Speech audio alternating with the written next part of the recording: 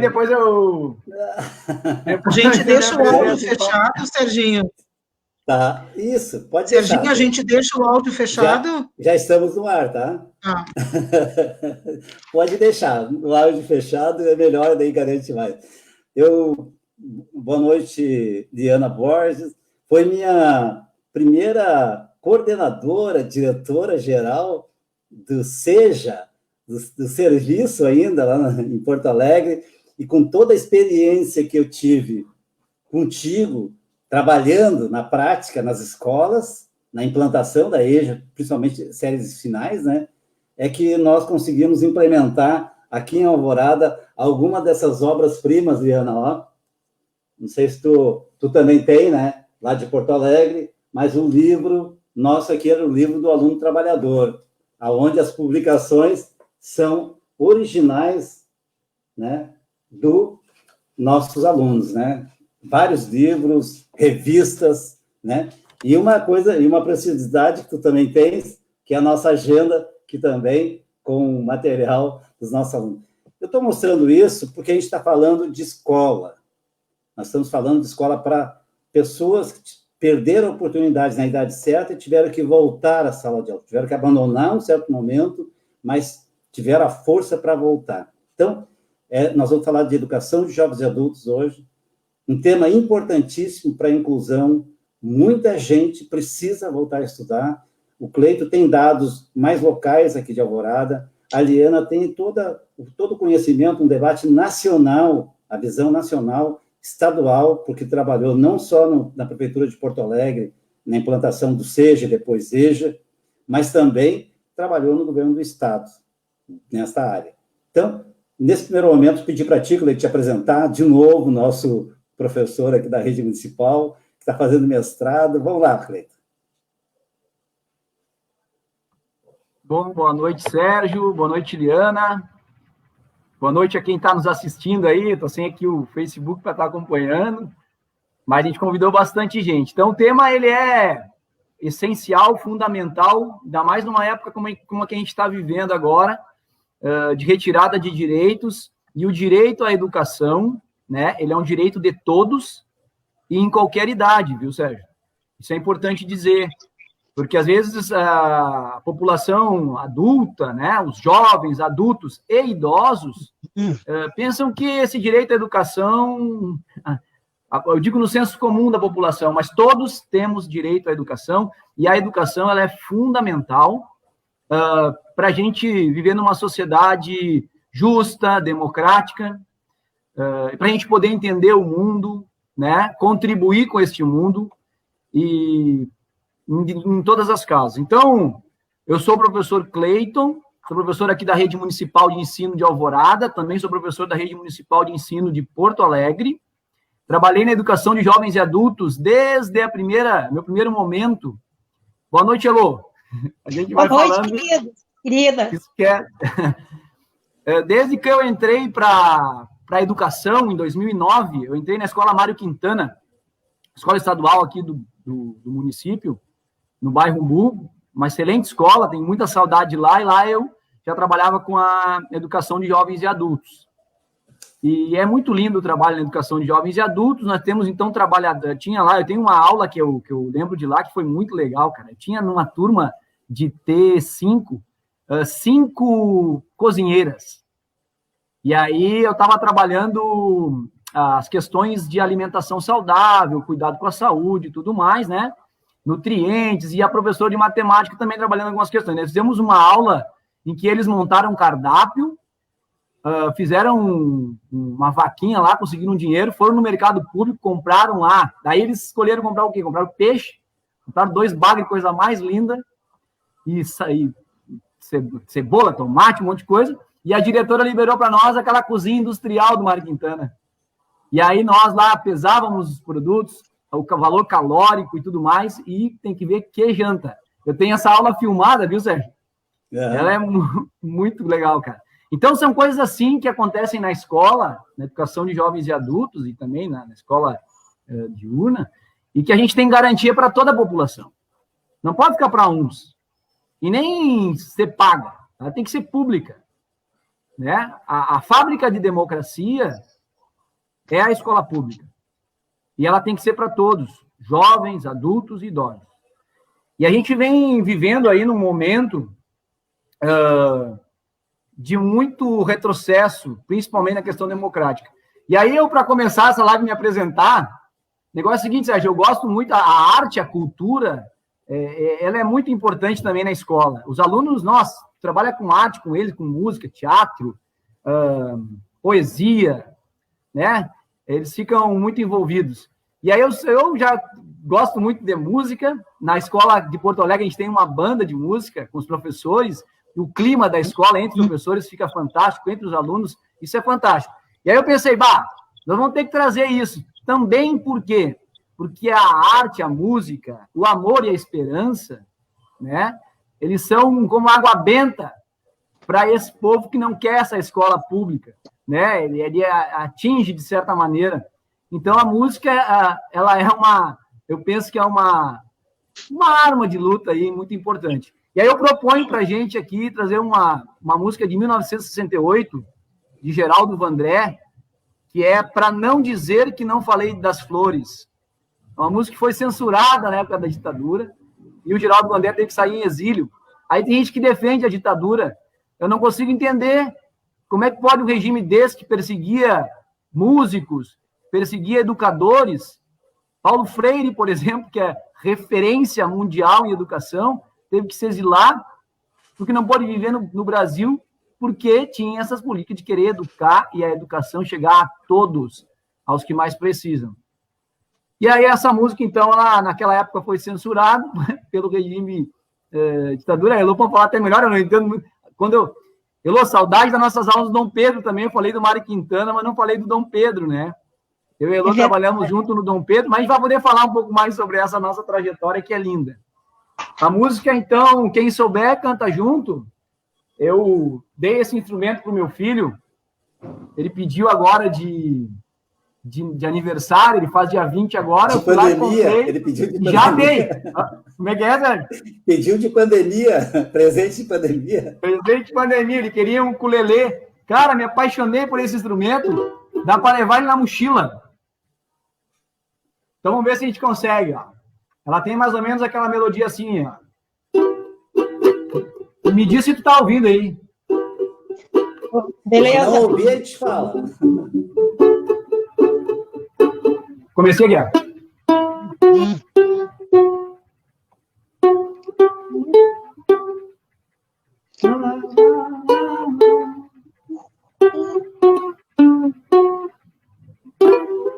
Vamos lá. Caminhando e cantando e seguindo a canção, somos todos iguais, braços dados ou não, nas escolas, nas ruas, campos, construções, caminhando e cantando e seguindo a canção. Vem, vamos embora, que esperar não é saber. Quem sabe faz a hora, não espera acontecer. Vem, vamos embora, que esperar não é saber. Quem sabe faz a hora, não espera acontecer. Para iniciar aí a nossa brincadeira, desculpe a desafinação. A gente é professor. Estava perfeito, estava perfeito. Me apresentei, então, Sérgio. Vai lá, toca a ficha aí, viu? A Ariana já está dialogando com o nosso público aqui, ó, com a nossa assistência aqui, tá? Isso aí, tem que ser aí, ó, tem que ser direto, tá? Mas vamos passar para a Heloísa agora fazer uma rápida apresentação também e já passamos para a nossa convidada especial, a Ariana Borges, né, que vem aqui contribuir com a gente. E somar o que a gente estava fazendo aqui para a gente poder projetar o futuro de Alvorada de novo, reconstruir a cidadania. Bom, eu sou a professora Heloísa Helena, tá bom o som, pessoal? Tá. Eu queria explicar para todo mundo já de antemão a minha voz trêmula, é porque eu sou mega asmática, então os amigos todos já sabem disso, que a minha voz fica por conta do tempo e tal. Eu tive uma experiência que eu acho que é super importante de relatar. Eu sou professora desde 1992, mas, ao contrário do Cleiton, eu tinha na minha cabeça um débito histórico com a educação pública, porque toda a minha formação, desde os 4 anos de idade, porque eu tenho a idade da professora, e no período em que a gente era criança, a escola começava aos 4 anos, com a gente indo para o jardim da infância. E eu fiz toda a minha formação em escola pública. Eu estudei no 1º de Maio, depois no Godoy, e depois fiz tudo na URGS. Fiz a graduação, as especializações, metade do curso de economia. Então, eu senti, e fui trabalhar em escolas privadas. Quando vim participar, então, do projeto, sempre fui de esquerda, sou construtora do Partido dos Trabalhadores, que para mim muito me orgulha, militei no movimento feminista, no movimento de professores, no caso no Simpro, mas para mim, quando eu entro em 2006, vai ser uma tremenda alegria, então, ir para essa sala de aula, e eu entrei no 1º semestre, eu não trabalhei na EJA, no 2º semestre eu já comecei com o meu trabalho na EJA. Então, foi uma coisa muito importante, e que no momento que os trabalhadores aqui da cidade, o pessoal mais politizado, estava vivendo um período duro, por conta de já ter passado por administrações que tinham construído coisas super importantes na cidade e tinham visto esse processo de desconstrução, para mim, quando eu vim para Alvorada, já foi uma alegria, mesmo sendo naquela dureza que foi um governo de direita.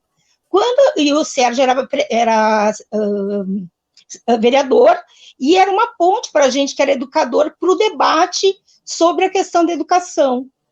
Então, quando ele assume como prefeito, e eu já tinha feito, é interessante que um dos meus trabalhos de conclusão de uma das especializações que eu fiz foi exatamente da EJA, com ênfase na iniciação do mundo do trabalho. E eu pesquisei o Centro Floresta Fernandes, e me causou grande curiosidade, que um curso que nós dávamos no período da administração popular, em Alvorada, que custava R$13.000 para a formação de padeiros confeiteiros, ou padeiras confeiteiras, de uma administração para outra, antes do desmonte, ele passou a custar R$130.000.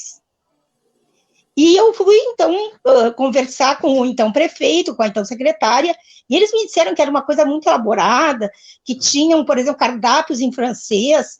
Daí eu fui estudar, então, como é que se constituíam os cursos, e vi que não tinha nenhuma diferença, não tinha como relativizar o espanto que era aquela diferença de custo.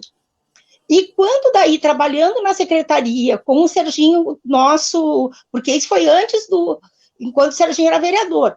Quando o Serginho assume como prefeito e se dispõe, através da Secretaria de Educação, a revitalizar o Centro Floresta Fernandes, que tinha virado, infelizmente, um clube de amigos, bem próximos ali do entorno, e volta a dar para aquele espaço, o espaço de importância, levando para lá o Instituto Federal. 2 colegas me antecederam na direção do centro, que foi a colega Paula Guiar e o Leandro Marçal. Então, a gente pôde ali, eu já encerro, Sérgio, desenvolver um projeto, que foi um projeto de introdução dos alunos da EJA ao mundo do trabalho. A primeira preocupação da direção da secretaria foi em dar conta de uma carga horária que a gente tinha em débito com os alunos. Nós ficaríamos devendo número de horas, e criamos coletivamente um projeto belíssimo. Digo, criamos porque a assessoria pedagógica, que o Cleiton fazia parte, na gestão do professor Serginho, fez um trabalho hercúleo, assim, de passar por todas as escolas, num espaço que, se a gente for conhecer, um espaço pequeno, e que eu sempre olhava e pensava, como dá para fazer coisa grande numa coisa tão pequena?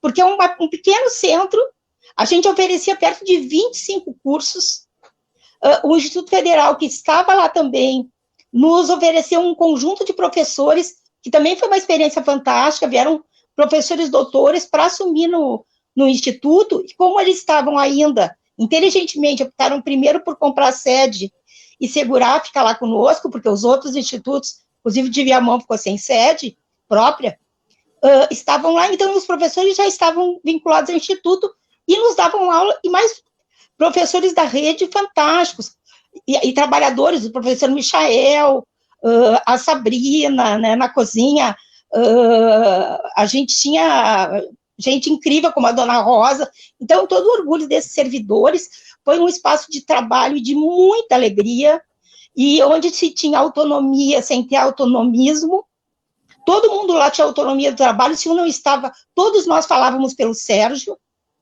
né, e pela secretária de Educação, então é um momento, assim, onde a gente fez um trabalho super feliz, um trabalho que teve ótimos resultados, a gente conseguiu juntar gente de 9 comunidades diferentes, todo mundo dizia que ia dar errado, que ia ser um espaço violento e tal, nunca tivemos um episódio, então eu só tenho coisa boa para falar desse período, né? Era isso, a introdução era essa. Obrigado, Elô. Eu vou passar agora a palavra para a Liana, mas antes, já fazendo uma provocação, né? Nós, em 2013, a construção do SEJA e da EJA foi lá no 97, 98, né, até 2004, nós fizemos um trabalho fantástico, Liana. Nós fizemos planejamento complexo temático, né, com o SEJA, com as escolas, nós fazíamos muita formação com os professores. E eu sou apaixonado por essa área, né? Trabalhei, nós implantamos aqui na nossa gestão também, eu estava na gestão da secretaria junto com a Claire, com o Alexandre e com outros companheiros valorosos, né? E a gente conseguiu implementar. Hoje, tu vê um desmonte, inclusive a sede do Florestan Fernandes foi desmontada, não existe mais. Um prédio novo, foi doado, para te ver a nossa preocupação e a preocupação. E nós, aí fazendo um link, quando tu tem um gestor que se preocupa com a educação, nós, além de fazer 3 escolas infantis, uma escola fundamental, nós trouxemos já em 2013 o Instituto Federal, que tem ensino médio, o pós-médio, profissionalizante, e tem também agora curso superior. É um campus para 1.200 alunos. E eu queria que tu falasse da importância do Instituto Federal numa cidade como a nossa, e aonde que o Cleito acabou de falar para nós, acho que foi antes da nossa entrada aqui, grande massa de pessoas que não têm ainda o ensino médio, né, aqui na cidade, e que isso constrói uma sociedade muito mais justa, muito mais digna e muito mais, com mais segurança, inclusive. A educação é sinônimo de segurança, né? Então, vamos passar a palavra para a Liana. Tu pode te apresentar, eu não te apresentei ainda, mas agora tu faz a tua apresentação e já pode, com esse desafio aqui para nós, eu acho que tu tem muito a nos dizer, porque tu fosse a minha diretora geral, tu coordenava, era um serviço, né, lá em 94 ainda, quando a gente implantou as séries finais nas escolas da periferia, no Presidente, no Vitor Luiz, não sei se tu lembra disso, eu era um dos professores lá que estava aproveitando aquele espaço ali também para construir aqui em Alvorada. Tá bom, boa noite, Serginho, boa noite, Cleiton, boa noite, Elô. Tem algumas pessoas aqui participando, né, através do Facebook. Quando eu não tenho memória o suficiente, Serginho, tem uma pessoa aqui que está nos acompanhando, a Márcia Terra, ela é a minha memória ambulante. Quando eu não lembro das coisas, eu pergunto, Márcia, me ajuda aí. Porque eu, a Márcia e a Rose acompanhamos o início, né, da construção da política pública de EJA em Alvorada. Agora tu falou que foi em 97, 98, eu não lembrava exatamente o ano, né? Tu me socorreu, enfim. Mas, o Conselho Estadual aprovou em 1º de abril de 1998 o nosso SEJA. Que loucura, né? Faz muito tempo. Quando o Cleiton tocou, para não dizer que não falei de flores, eu lembrei, quando eu me formei em filosofia, em 1984, nós éramos 5 formandas, e a nossa música de entrar na reitoria da PUC foi para não dizer que não falei de flores. Imagina, era o auge da rebeldia, né, em 1984. E hoje virou de novo, né? Porque quando a gente recanta, para não dizer que não falei de flores, a gente está tentando dar o recado que a gente não quer viver o que a gente já viveu nesse país, no que se refere à perda, né, da democracia, o prejuízo da possibilidade da gente dizer o que pensa. Olha, a Rosa Rosado está dizendo que o HD externo da Liana é maravilhosa, não é meu, Rosinha, é da Marcinha, o HD da Márcia que funciona. E aí eu fiquei pensando, Cleito, quando terminar a nossa conversa aqui, não sei se tu conhece aquela música, se você pensa que nós fomos embora, nós enganemos vocês. Não, esse você pensa que nós fomos embora e a própria EJA, né? Quando as pessoas pensam que a EJA sumiu do mapa, a gente se reconstrói e volta para a discussão. Eu estou até me estimulando a escrever um pequeno artigo provocado por esse período que a gente está vivenciando, que eu acho que a gente vai dar para esse artigo o nome Será que a EJA é uma fênix? E eu fico achando que é isso mesmo, sabe? A EJA tem na sua história, desde a história bem recente, agora, né, dos últimos 20, 30 anos, até uma história um pouco mais para trás, da década de 30, que quando foi criado no governo Getúlio Vargas, o Ministério da Educação e Saúde, foi a primeira vez que o Ministério da Educação criou um departamento, um serviço, era um S de serviço, voltado para a questão da educação de jovens e adultos. Então, quem estuda a EJA, né, Sérgio Haddad, Maria Clara de Pierro, enfim, Osmar Fávero, eles dizem que foi nessa década de 30 que a EJA se constitui como política pública. E aí a gente pode dizer, então, que desde esse período histórico, que não faz tanto tempo assim, até o presente momento, a vida da EJA, enquanto política pública, seja ela em nível federal, estaduais ou municipais, é uma política pública de constantes e permanentes ou interrupções, ou, mais do que interrupções, interdições. A EJA é interditada, ela sai do ar, e aí, como uma fênix, ela renasce das cinzas e ela tenta de novo se colocar, né, no cenário das políticas públicas. Eu acho que essa experiência que a gente está vivendo agora aqui, dialogando sobre o lugar da EJA numa futura administração popular aí em Alvorada, a partir do ano que vem, traz um pouco essa tarefa de resgatar, né, essa vitalidade que está posta na história da EJA. A única coisa que eu fico pensando é que nós precisamos renascer das cinzas, mas a gente precisa se dar conta que o nosso renascimento precisa ser recriado. Nós não podemos renascer das cinzas da mesma forma que a gente renasceu, por exemplo, depois do golpe de 64, a gente não pode renascer das cinzas da mesma forma quando nós assumimos a prefeitura de Porto Alegre em 1989, que a gente então construiu, iniciou a caminhada de construção da política de EJA. A gente não pode reconstruir a EJA desde o patamar dos anos 2000. Nós precisamos reconstruir, recriar a EJA com os pés fincados na realidade presente. Que realidade é essa? A nossa realidade hoje, inclusive antes da pandemia e agora muito mais vivendo essa experiência da pandemia e posterior à pandemia, a gente precisa se dar conta que os níveis de desigualdade, eles se agravaram barbaramente. Os processos de exclusão das pessoas, que são aquelas que são os nossos potenciais estudantes da EJA, as condições de vida dessas pessoas são, enfim, essas pessoas nem têm mais condições de vida, né?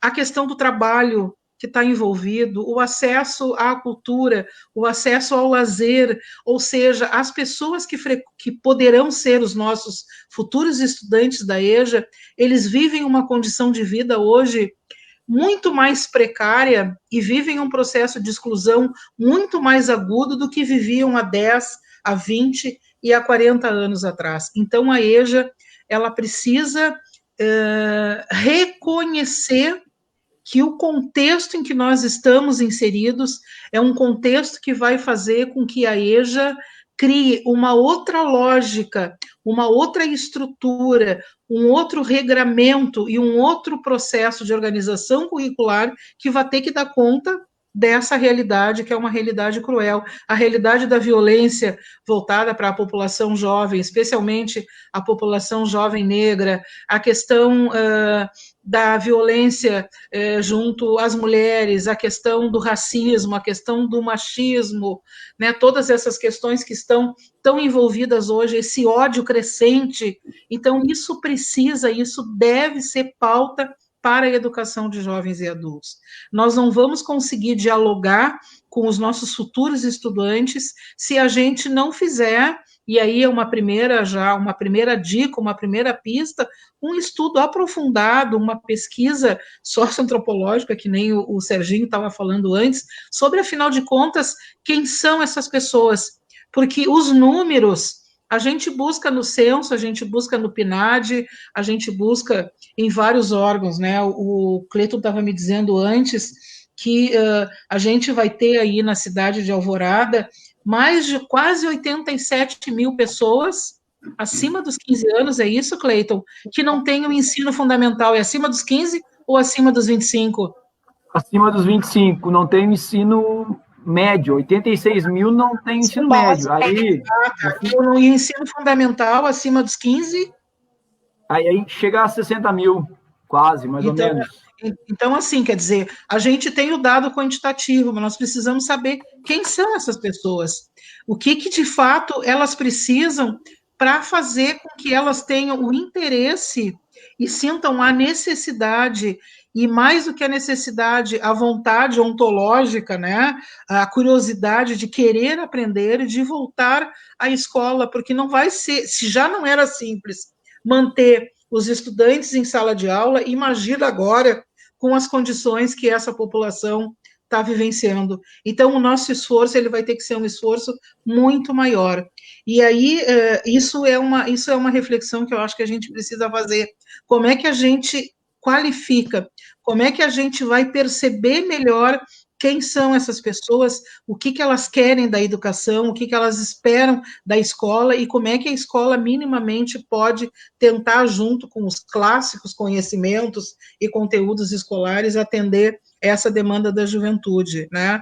Felizmente, a juventude vem se organizando nas suas diferentes formas de mobilização, ou é através da música, ou é através da dança, ou é através do empoderamento das meninas negras, e por aí vai. Quer dizer, a educação de jovens e adultos, ela vai ter que olhar para esse contexto muito mais do que já olhava. Então, a possibilidade de renascer das cinzas passa necessariamente por ressignificar que educação de jovens e adultos que nós precisamos agora para esse novo período pós-pandemia, com o agravamento das desigualdades e da exclusão e da violência e tudo isso que a gente vem vivenciando. Então, assim, uma questão importante, uma segunda questão importante. A gente sempre fala que cabe ao poder público, o Cleiton colocava isso com muita convicção e com muita correção, cabe ao poder público provocar a demanda, fazendo a chamada pública, né? Só que essa chamada pública, ela tem que ser, e o Cleiton usava essa expressão também, a partir de uma busca ativa. Nós precisamos fazer aquilo que a gente fazia quando tinha o MOVA, Serginho. O MOVA e o Movinha, aí em Alvorada, o MOVA Porto Alegre, o MOVA RS, o MOVA nesse país inteiro, que era bater de porta em porta na casa das pessoas, para saber aonde estão essas pessoas e quais são os seus níveis de conhecimento, que não é só saber em quantas séries estudou, em quantos anos frequentou na escola, mas saber de fato o que essas pessoas sabem. Hoje a gente conversava de tarde sobre a importância da escola pública municipal, no caso, que é o que a gente está conversando aqui. Por exemplo, ofertar, parece tão óbvio isso, né? Mas se fosse tão óbvio, eu não precisaria falar. É a escola pública ofertar a educação de jovens e adultos também em outros horários, em outros turnos, em outros horários e em outros dias da semana, para a gente acabar com aquela lógica de que a educação de jovens e adultos é uma exclusividade do ensino noturno, né? Então, isso é uma outra questão que tá posta. Um terceiro elemento muito importante é a gente pensar. Faz tempo que a gente diz, só para esclarecer essa terceira reflexão, faz muito tempo que a gente diz que o público que participa da EJA é um público que vem se cada vez mais diminuindo a faixa etária, vem se juvenilizando. Na verdade, esse fenômeno de rejuvenescimento da EJA é um fenômeno do final dos anos 90 e do início dos anos 2000. Hoje a gente tem uma juventude massiva na EJA, mas não é de qualquer juventude que a gente está falando. A gente está falando de uma juventude que é violentada, de uma juventude que é excluída, de uma juventude que não tem na sua mira o horizonte, por exemplo, em relação ao trabalho. Por exemplo, em relação a ser mais do que trabalho, em relação a ser feliz, a construir projetos de vida, a pensar nos seus sonhos. Então, a gente tem hoje, cada vez mais, uma juventude que está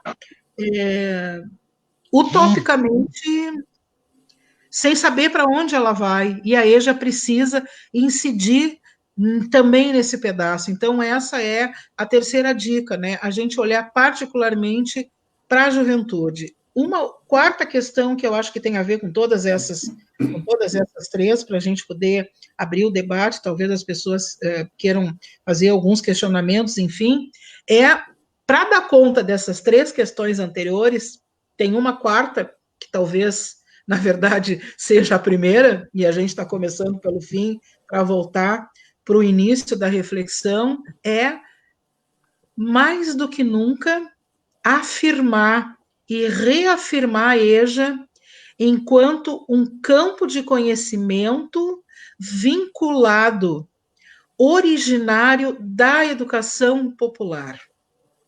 Essa é a nossa origem, essa é a nossa gênese, aí está a nossa essência enquanto política pública de educação. Nós precisamos reafirmar a EJA enquanto o nosso lugar de fala.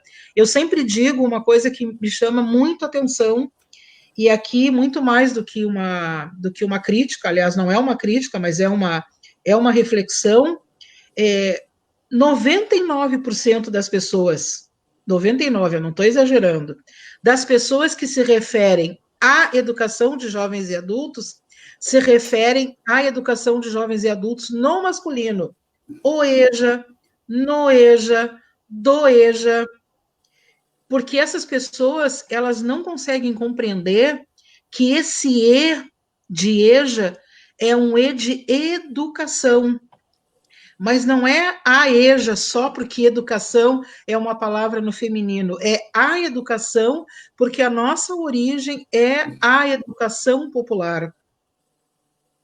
Por isso que o nosso nome tem um E que não é de ensino e que é de educação, porque a nossa, digamos assim, a nossa genética, a nossa maternidade, a nossa paternidade está assentada nas experiências da educação popular.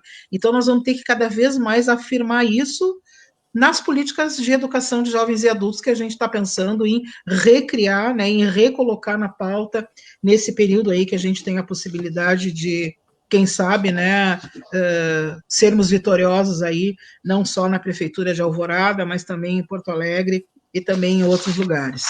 Eu acho que dá para a gente dar uma pausa, né, para ouvir um pouco as pessoas, talvez alguém aí no Facebook queira fazer alguma colocação, algum relato, enfim, estou vendo que a maior parte das pessoas que eu conheço aqui, todas ou são de EJA, ou estão em escola, ou estão em sala de aula, certamente tem um monte de coisa para nos colocar. É isso, Serginho, Elô e Cleiton. Por enquanto é isso. Obrigado, Liana Borges. Eu vou citar algumas pessoas que estão passando por aqui. Nós temos dois ex-secretários que estão aqui. A Clair Gabana foi nossa secretária de Educação. O Wagner Brilhante foi meu secretário de Desenvolvimento Econômico, uma pessoa que estuda muito, aplicada, e é funcionário aqui da Prefeitura de Alvorada. Eu quero agradecer a presença também da Márcia Terra, da Bia Soares, tu conhece bem, né? Da Clair, minha secretária de Educação, foi secretária de Governo aqui também, e foi secretária lá no início da década, né? Lá em 2000, 2002, ali, foi secretária de Educação também no governo da Estela. A Cláudia Vargas, que é uma professora aqui da rede, a Suzana também, a professora já está aposentada, mas é aqui da rede, a Carla Starmark, tua conhecida ali, a tua fã, ela é professora em Porto Alegre, e temos também a Liana, que passa aqui de novo, a Eneida Maria, a Neidinha, a Neuza Rezende, uma colega daqui do Gentil Viegas, muito querida, trabalhadora também, se importa com os nossos alunos, o Átila, professor também da rede, o Cláudio Leandro, é o nosso presidente do partido aqui, está acompanhando a nossa live. O seu Valdir já está aposentado, mas foi o nosso guarda municipal aqui, querido, sempre acompanha a gente. A Rosa Rosado, a Ercilda, professora da rede, a Marlene também, professora do estadual, aposentado também, a Carla Franz também nos acompanha, o Fábio Zambuja, nosso diretor aqui do nosso Instituto Federal, não tinha visto ele entrar aqui. Oi? Nosso diretor. A Estela Amar, professora aqui da nossa rede também municipal, Luiz Henrique, companheiro lá de luta, lá no Algarve, está sempre com a gente, a Bianca Rodrigues também é colega aqui de Alvorada, a Valquíris Maciel, tem o mesmo sobrenome que eu, tá? Eu sou Sérgio Maciel, eu não conheço. A Rosana Cavaleiro também, professora, foi diretora, inclusive nesses vídeos que a gente até viu, Cleito, eu passei aqueles vídeos da gestão que a gente fez em 97, 2004, eu passei para a Liana muito também. Legal. Eu tinha até a ideia de fazer mais ou menos o que tu fez. Eu tinha uma ideia de pegar 15 minutos antes e voltar aqui na nossa live, antes de começar. Mas é que eu não tinha tecnologia aqui ainda, não quis arriscar, porque é outro que eu fiz com a Sofia, eu fui fazer uma coisa diferente e caí. Daí comecei e caí a live. Daí não vou inovar sem ter Tenta no final, Zé. Tenta no final e deixa, daí fica gravado para tudo aqui depois. É que tem que ter um outro monitor aqui, é por isso, não dá. Na próxima a gente... Vai ter outras, tá? Então, nós temos aqui a Liese, a Cristiane Schuch é pré-candidata, uma companheira nossa que trabalhou comigo aqui na administração, é pré-candidata a vereadora, e também nós vamos fazer uma live daqui uns dias, só com mulheres, viu, Liana? Só mulheres pré-candidatas do PT, que ótimo. Vamos fazer uma live... porque trabalharam na minha administração, ou são funcionárias, e a gente vai fazer uma live junto. Só mulheres daí, dessa vez, da primeira vez, só com mulheres. A Cláudia Rocha, bom, nós temos a Edna também, Azevedo, a Valquíria está aqui de volta, a Ana Lúcia, querida professora do Movimento Negro, a Adriana Tomiela, a Vera Pires, nossa amiga também, Neucia, uma companheira, uma amiga também. Bom, eu estou passando por isso aqui porque, na verdade, eu queria só lembrar assim, que a produção que nós fizemos na época que a gente implantou, né, a agenda, por exemplo, como eu falava no início, além de algumas citações de autores como Rubem Alves, abri aqui, ó, e apareceu uma do Rubem Alves, tá? Na agenda. Diz assim, dia do amigo, diante do amigo, sabemos que não estamos sós. A alegria maior não pode existir. Essa é uma fala do Rubem Alves. Mas também, nessas agendas, nós tínhamos falas dos alunos. E a gente reproduzia como eles produziam. A natureza tem vida e paz. Ame a natureza. Foi Mônica Duarte Pinheiro, de 20 anos naquela época, né? A totalidade 2, estava na alfabetização. Então, essas produções, elas resgatavam... Isso aqui não ficava na biblioteca, viu, Leana? A gente mandava produzir 15 mil agendas dessas, 15 mil livros desses. Os cadernos pedagógicos, nós fazíamos 2 mil, 3 mil, entregávamos na Feira do Livro com dedicação, com autógrafo, pelos alunos que produziam. Nós construímos isso, organizavam isso, mas quem entregava para os seus próprios colegas e assinava, às vezes, muitas vezes na página, eram os próprios alunos autores. Então, os autores estavam ali para entregar. E também os professores, nos cadernos pedagógicos, também as produções que eles faziam. Na Feira do Livro, era feita a entrega aos professores, e os professores autores estavam lá para autografar seus livros. É um trabalho que eu acho bem parecido com o que a Heloísa, o Cleito e o Leandro Marçal, né, construíram agora na minha gestão, em patamar diferente. Como tu disse, não dá para repetir. A gente não pode repetir, não deve, pode até repetir, mas tem que avançar, né? Na nossa gestão, nós conseguimos fazer aquilo que eu acho que era o sonho da EJA. As aulas normais, aconteciam aulas de noite e tal, mas tinha encontrão. O encontrão, a Heloísa pode falar melhor, era com todos os alunos de todas as totalidades, um dia inteiro. E o importante disso, Liana, é que aqui nós dávamos a passagem para os alunos. E nós tínhamos uma bolsa para os alunos. O aluno que permanecia na EJA, no final do ano, no final do semestre, ganhava uma bolsa correspondente ao tempo que ele ficava, 6 meses ou 1 ano. Assim a gente fazia também na educação fundamental no 9º ano. O aluno que terminava, que concluía, superava, né, passava o 9º ano, ele ganhava uma bolsa no final do ano. Então, há esse caráter também. Isso nós avançamos em relação a outro tempo, né? Algumas coisas a gente não conseguiu repetir, mas a gente avançou muito na questão da qualidade e é que a gente tem que dar acesso, tem que fazer a busca ativa, mas o acesso não é só dizer vem na escola, tu tem que dar as condições para o aluno, tem que ter a merenda boa lá também, porque muitos vêm do trabalho direto e precisam se alimentar antes de começar a aula, e também tem que ter dinheiro para passagem, porque o que acontece, muitas vezes, inicia o ano letivo, mas não termina, no meio do ano, falta dinheiro, falta isso, e essa articulação, né, tu poder somar isso, a questão da permanência, mas com aprendizagem, isso é muito importante, principalmente para aqueles que deixam, a gente sabe, a gente quando vai fazer um curso agora, adulto, com filho, a gente tem uma dificuldade enorme para se organizar, né, Cleito? O Cleito sabe disso, está fazendo mestrado agora, sabe como é que é. Imagina aquela pessoa que está com o ensino fundamental incompleto, tem que terminar e tem uma caminhada longa. Então, eu queria que o Cleito pudesse retomar a partir do que a Liana falou e a partir da experiência que a gente fez, e a gente tem que avançar. Quer dizer, tudo isso que a gente já viu aqui, né, é importante. A gente tem que saber, tem que produzir, tem que reconstruir isso, mas como avançar nisso?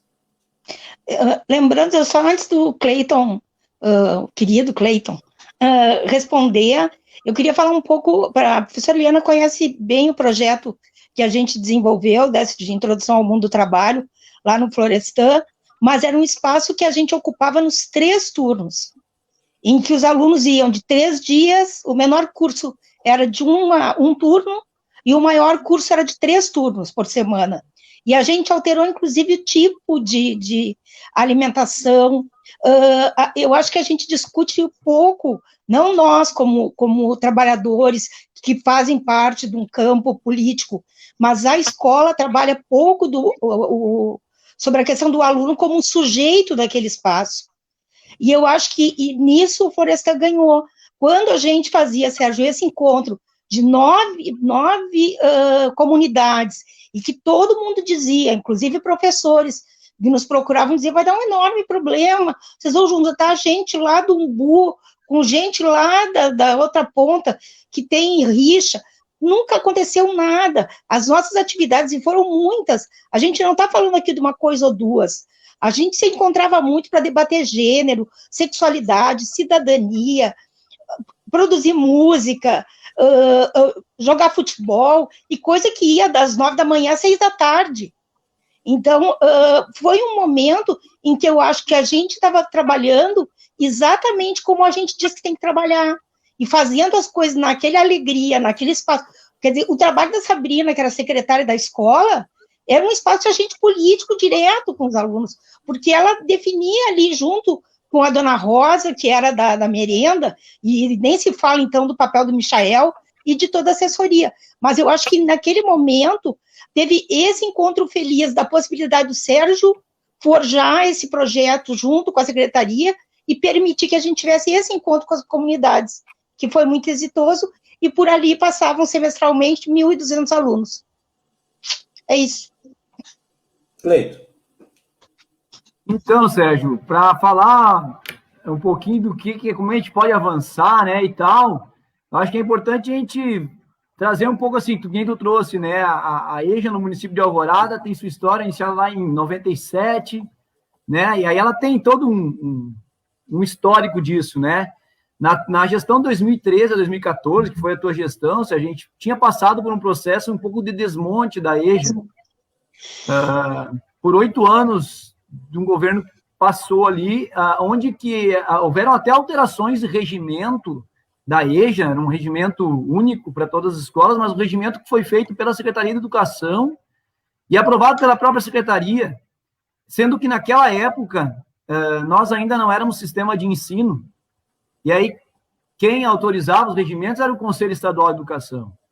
Então nós tínhamos quando a gente chegou em 2013, ali 2014, a EJA, ela estava bem desorganizada, e os professores trabalhando daquele jeito, porque a orientação vinha da Secretaria de Educação, nós não tínhamos sistema, nós não tínhamos o Conselho de Educação aqui no município normatizando, né? Que agora, é importante dizer, não sei se a Ariane sabe, nós somos sistema desde 2016, Liane, tá? O último município da região metropolitana.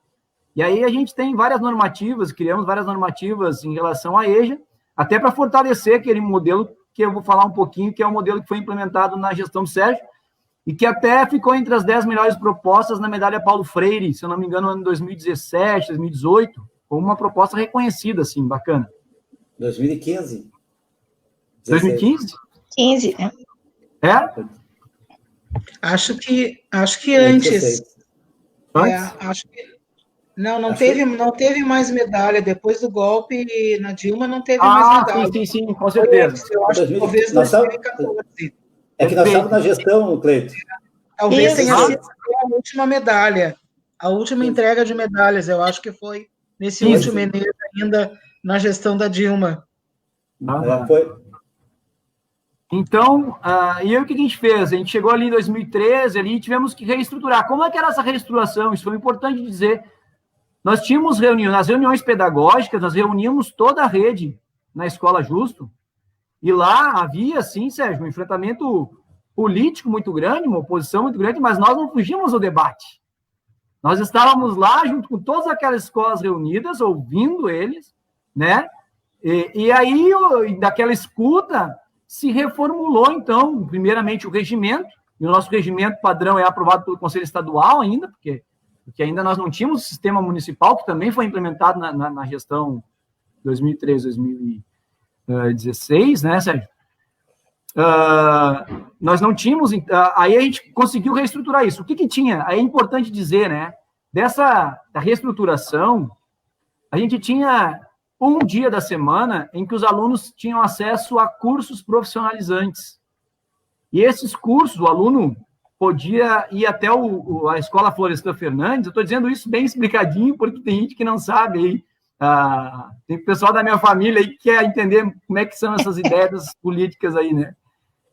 Eles iam, então, podia escolher o turno, né, Lô? Podia escolher o curso. Sim. Tinha curso de padaria, curso de informática, curso ministrado por profissionais da rede, profissionais do Instituto Federal, curso de cinema, tem filmes produzidos naquela época, curso de fotografia, curso de artes, padaria, confeitaria, elétrica predial pelo Mesquita, informática com parceria com o Instituto Calab, né? E o aluno escolhia, então, o curso e escolhia também o turno. Ele podia turno da manhã, tarde ou noite, lá no Florestan Fernandes, dentro da sua carga horária na organização dele do dia a dia, né? E da especificidade desse aluno, além de, claro, garantir lá na escola a formação continuada com a reunião pedagógica dos professores, né? mais a hora atividade no local de livre escolha. O professor tinha, então, um dia em que ele fazia a sua formação no local de livre escolha, não na escola, e os outros dias ele estava com o aluno na escola fazendo esse link. Então, a gente tinha essa mescla toda aí. Além disso, o aluno, então, tinha acesso a Bolsa Auxílio Permanência, era o nome do projeto, Sérgio, e aí eles tinham que fazer a conta na Caixa Estadual, e a gente, enquanto assessoria pedagógica, enquanto escola como um todo, tinha que articular isso, né? E todos esses processos, hoje eles estão tendo que vivenciar, por exemplo, para pegar o auxílio emergência aí, né, do governo. Mas era mais ou menos parecido. Então, foram movimentos muito legais. É importante lembrar... Cleiton, eles não ficavam na fila para receber. Não. É importante dizer que também tiveram políticas junto disso, né, que foi a FECITAL, que é a Feira de Ciências. A gente teve a Feira do Livro, eu lembro, que os alunos recebiam o auxílio Vale Livro. Vale Livro. E tudo naquela época com o mesmo orçamento. Se tu olhar no Tribunal de Contas lá, Sérgio, até menor o orçamento era, fazia tudo isso. Professores e funcionários também com Vale Livro. Exatamente. Além do Vale Cultura. No concurso de cinema, ganhamos. Exatamente. Uruguai. Isso. Então, tem coisa que a gente nem vai lembrar, né, Lô? De tanta coisa bonita que tinha protagonizada por esses alunos, que trazem um conhecimento muito grande. Aí que eu fico pensando assim, né? Esse mundo de pessoas que têm direito à educação e o quanto de conhecimento que eles têm e que eles podem trazer para esse espaço de convivência coletiva que é a escola, e que a gente está perdendo. Que é o princípio que tu fala, né, Eliane? Princípio da educação popular. Porque todo mundo que chega ali na escola, os adultos analfabetos, tem muito conhecimento, muito a contribuir. E isso é fantástico. Então, a escola pode ser um centro também de intersetorialidade para outras políticas públicas, e aí a gente pensa na saúde, pensa em outras coisas legais, assim. Então, é importante dizer isso, Sérgio. É importante dizer que, e quando iniciou, tinha 8 escolas, viu, Elô? Falou 9 escolas. É importante dizer que o Dom Pedro, que era uma escola de EJA, tinha deixado de ofertar a educação de jovens e adultos à noite, e nós conseguimos, junto com a parceria do Rinaldo, que foi nosso diretor, um excelente profissional, muito dedicado, foi em busca de uma demanda, e aí eu... Mas já estava estruturado no Dom Pedro. Isso, apresentou essa demanda... No período lá do Florestal já estava. Pois é, mas abriu mais uma escola, E conquista nossa. Por que eu quero dizer isso? Eu estou fazendo essa introdução assim para dizer... Porque hoje a realidade no município de Alvorada, ela é um pouco de retrocesso. A gente tem meta 8, meta 9, meta 10 do Plano Nacional de Educação, elas são para avançar. Por exemplo, a meta 10 é para avançar na educação, a educação de jovens e adultos com a educação profissional junto. E a gente, então, agora, como é que tem? Tem o Florestal ofertando lá a educação profissional? Não tem. Não tem. Como é que está feita essa parte diversificada? Está sendo feita na escola, com um professor, que não é um curso profissionalizante, pelo menos era assim quando eu estava ali na escola. Lu. Outra coisa, tinha certificado a cada semestre. A gente certificava os alunos tinham aquele certificado e podiam apresentar no seu currículo. Hoje não tem mais. Então, a gente tem alguns retrocessos que estão ocorrendo. Mas o que mais me preocupa foi de que no ano de 2017, quando assumiu esse novo governo, por surpresa, eu ainda estava no Conselho Municipal de Educação, e a gente recebeu de surpresa a notícia de que 3 escolas da EJA Noturno haviam encerrado suas atividades de EJA. O Antônio de Godoy, o Alice de Carvalho e o... Me ajuda aí, lá do Jardim Alvorada. Almira Feijó. O Almira Feijó, acho que começou em 97, não, Sérgio? Foi uma das primeiras. Então, pensa, a gente está tirando de perto da população as escolas, o acesso a elas. E aí, claro, disseram, mas a gente não fechou porque os alunos foram transferidos para escolas centrais, escolas polo. Mas não, o aluno que estava lá no Jardim Alvorada, até ele acessar, vamos dizer, o Paulo Freire, muita gente não foi, a gente teve relatos dos nossos colegas. Aí agora, como é que fechou a escola? E só para contribuir, Cleiton, sobre isso, as escolas que fecharam, como o caso do Alice, Eram escolas que tinham um número grande de alunos, com um projeto maravilhoso sendo desenvolvido lá, e foi fechada. E um outro episódio interessante, Elô, que eu lembro que enquanto nessa reformulação toda, a gente pegou todos aqueles alunos infrequentes, que havia junto com a escola também, a gente fazia isso, mas a assessoria pedagógica, pegamos os telefones de todas as fichas, telefone de todo mundo. O aluno se matriculava, daqui a pouco era infrequente na EJA. E a gente ia lá e ligava para o aluno. Lembra? Ligava, sim, fazia a busca ativa, o aluno estava lá. Começou a dar fila na secretaria das escolas. Então, o que acontece? Se houver essa busca ativa, tem muito aluno. Tem muito aluno. E aí é importante dizer que agora, mesmo com esse fechamento dessas escolas, né, Elô, a gente estava ali no Dom Pedro, e aí eu quero, assim, dizer que os professores são fantásticos e são grandes aliados nessa construção dessa EJA, porque, assim, ó, nós, no dia da nossa reunião pedagógica, se eu não me engano, era na quarta-feira, Elô, uma vez por mês, os professores saíam na comunidade à noite, bater de porta em porta, dizer que no EJA do Dom Pedro existiam vagas para os anos iniciais, as T's iniciais, né, e as T's finais. O pessoal não acreditava naquilo ali, porque eles viam o professor batendo na porta, achavam que era alguém vendendo alguma coisa, né? Era os professores, e aí, senhor, não sei o que e tal. A gente veio aqui para dizer para vocês que tem a oferta de educação de jovens e adultos, e eles dizem, tá, mas quanto que é isso aí? Porque eles não estão acostumados a ter acesso gratuito à educação ainda. Incrível isso. E aí, assim, eles ficavam espantados e a gente conseguiu, então, ter um número grande de alunos, né, adultos, jovens, idosos, e a gente chegou a ter 126 formaturas no final, acho que do ano de 2018, né, Elô? Que é 2 vezes mais do que o diurno consegue ter de formandos. Sim, lá no Pedro, sim. E por que eu falo nisso, da questão do formandos do ensino fundamental? Porque a gente estava falando antes, né, Eliane? Aí eu peguei alguns dados sobre esse levantamento de demandas de educação de jovens e adultos aqui no município, e a gente tem, por exemplo, assim, ó, o que eu anotei.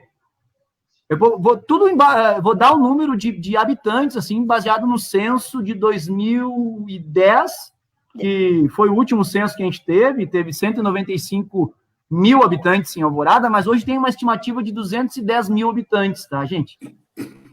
Para 2019, uma estimativa, não tem um censo.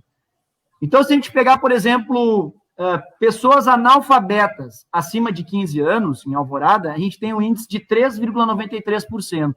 Aí tu olha, mas 3% não é nada, mas é 6.247... É um monte. Pessoas analfabetas. Daí a gente estava falando em cidadania, estava falando em democracia e tudo mais. Para Alvorada se desenvolver nesse sentido, precisa dessas pessoas estarem ali na escola, contribuindo também com o seu conhecimento. Isso que é importante dizer. Outra coisa, aí a gente vai por um outro dado que eu peguei da fonte do Atlas de Desenvolvimento Humano no Brasil.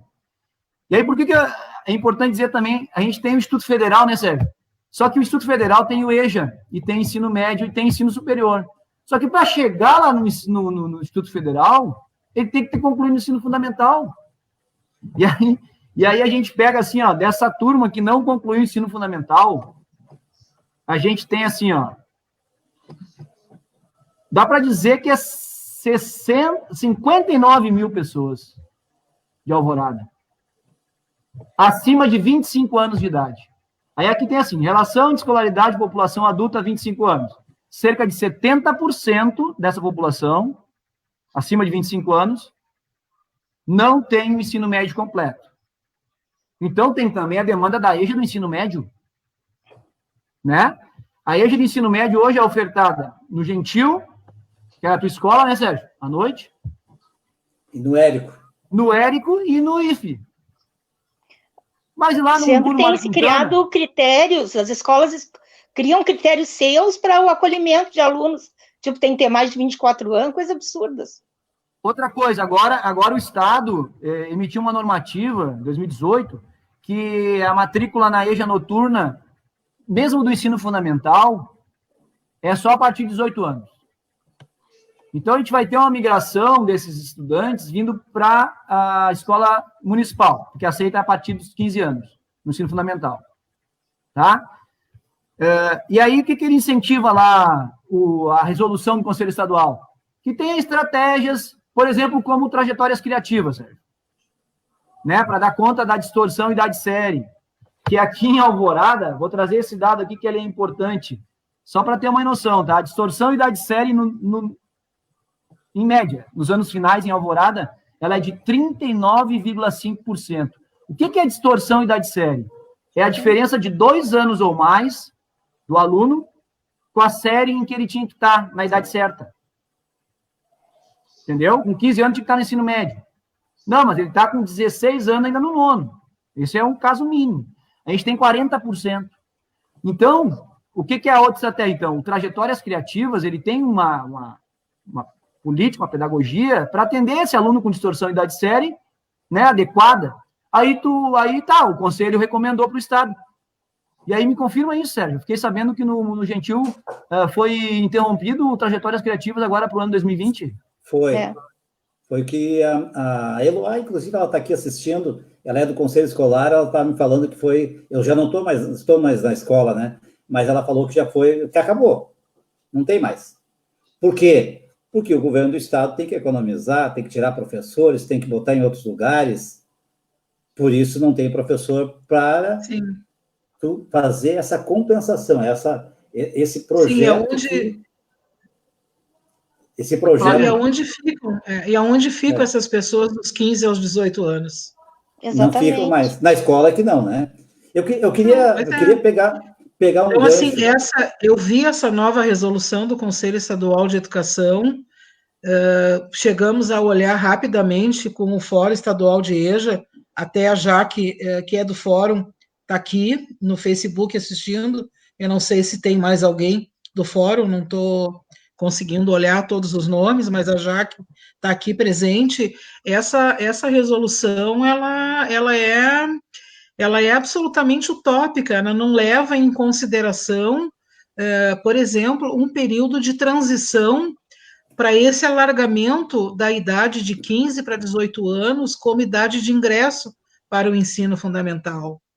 Na metade dos anos 2000, o Jamil Cury, que foi o relator do parecer, que é um parecer que organiza a EJA, né, o tal do parecer número 11, e a legislação toda depois vem regulamentar esse parecer, o Jamil Cury organizou um conjunto de audiências públicas em todos os estados e depois audiências regionais, no nosso caso foi a região sul, e naquela época, isso já faz algum tempo, deve fazer algo em torno de 10 anos, mas a gente teria que revisitar, né, essa experiência.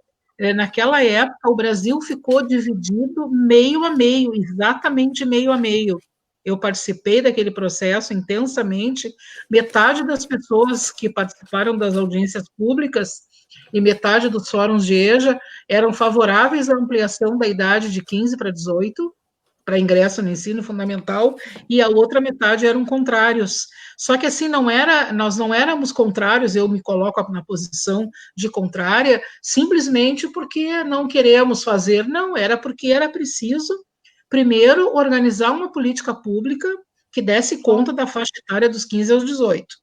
Não existia essa política pública. Segundo, não só organizar, mas implementar essa política pública. Isso não aconteceu. Implementar essa política pública significa a formação inicial e continuada desses educadores e educadoras que atenderiam essa política pública. Isso também não aconteceu. Então, assim, quando tu coloca uma legislação, seja ela federal, estadual ou municipal, tu precisa pensar o que é preciso fazer para essa legislação não ficar só linda, maravilhosa no papel, entendeu? E isso, de fato, não aconteceu. Só para concluir esse raciocínio, eu participei nos últimos 5 anos, antes do golpe a Dilma, da Comissão Nacional de EJA, da SENAEJA, que era uma comissão por composição mista, uma parte representantes dos ministérios de diferentes frentes, educação, etc., cultura, enfim, meio ambiente, e uma outra parte representando a sociedade civil. Eu participei 5 anos representando os MOVAs, mas os fóruns de EJA também estavam lá, e outras organizações, o Movimento Sem Terra, enfim, só para trazer 3 exemplos. E nós chegamos a criar um grupo de trabalho para construir uma política pública para esse período dos 15 aos 18 anos. E nós não tivemos, infelizmente, não tivemos tempo de produzir, porque aí veio o golpe e desestruturou a Senaeja, que reuniu uma vez só na gestão do Temer, e agora uma das primeiras coisas que o Bolsonaro fez foi acabar uma série de secretarias e uma série de conselhos, e acabou a Secadi e acabou a Senaeja. Ou seja, não existe educação de jovens e adultos hoje no Ministério da Educação. Já não vinha existindo desde a gestão do Temer, mas a gente ainda remava contra. Agora não adianta nem, porque está extinto, né?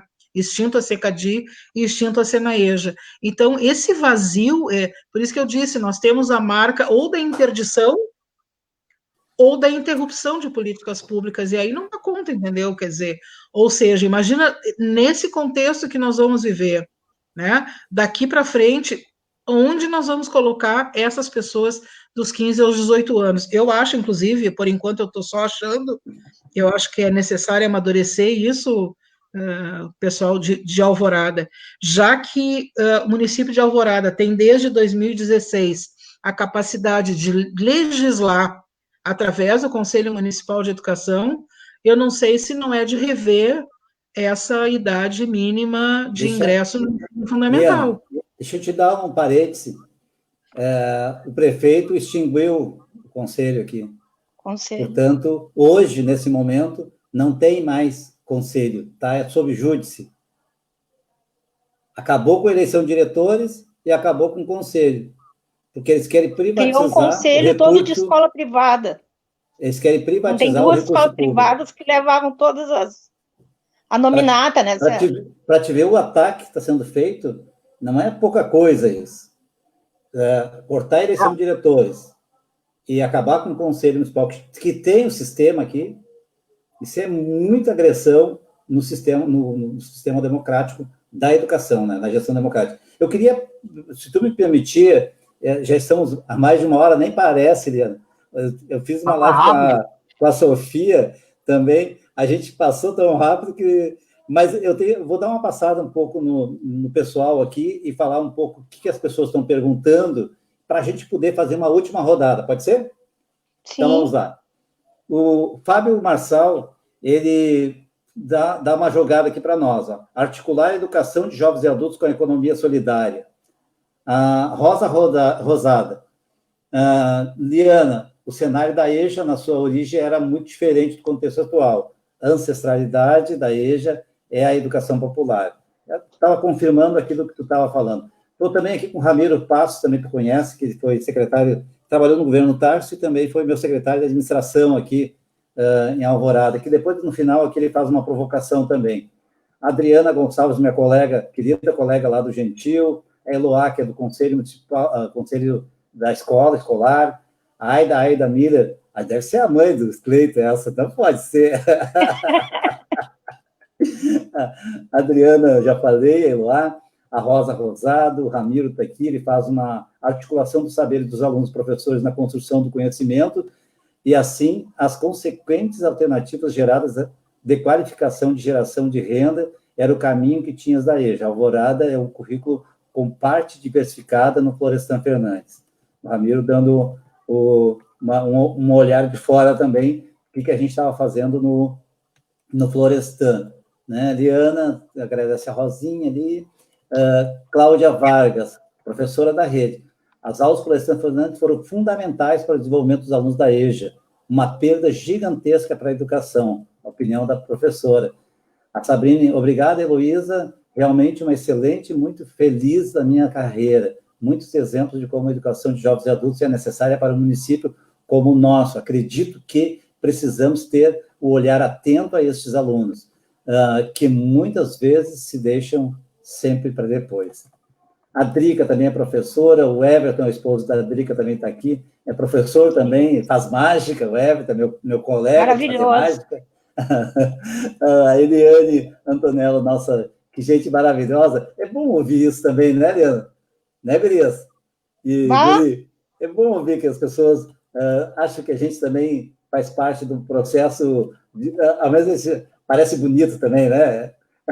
O Ramiro fala aqui mais um pouco. Sobre a mencionada juvenilização da EJA, é necessário o debate profundo sobre a exclusão por disciplina, multirrepetência, preconceitos reproduzidos no ambiente escolar. Cabe refletir novamente sobre os princípios da escola cidadã, gestão democrática, currículo, autonomia financeira, princípio de convivência.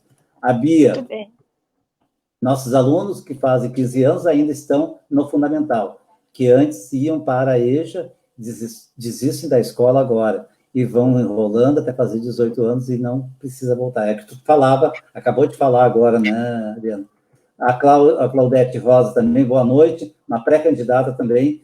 Essa é uma das que eu vou fazer junto com a Cristine Schunk. Nós vamos fazer uma live só das mulheres. Eu, né, vou estar intrometida ali, mas é a live das pré-candidatas do PT. Suzana elogia o nosso debate, e a Adriana Toniello. Tem algumas mensagens dessas que eu não consigo botar aqui, senão tapa os palestrantes.